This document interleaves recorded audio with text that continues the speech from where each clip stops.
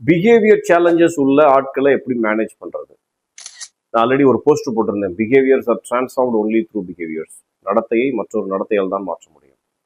So employer, உங்களுக்கு இந்த குமுறல் இருக்கு, என்னோட வேலை செய்யறவங்களுடைய பிஹேவியர் சரியில்லை அப்படின்னா, முதல்ல சாரி டு சே உங்களோட பிஹேவியர் சரியா இருக்கான்னு பாத்துருங்க.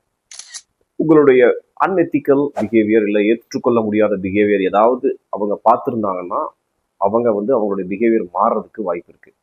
ஒன்று. ரெண்டாவது, நீங்க அனலைஸ் பண்ண வேண்டியது, வரும்போது எப்படி இருந்தாங்க, பிஹேவியர் எப்படி இருந்தது, போக போக மாறி இருக்கா, இல்லை ஆரம்பத்துல இருந்தே அப்படிதான் இருக்கா அப்படிங்கிறத பாருங்க. ஆரம்பத்துல இருந்தே அப்படிதான் இருக்கு அப்படின்னா நீங்க விட்டுட்டீங்க, அதனால அதை கொஞ்சம் மாத்துறது சிரமம்.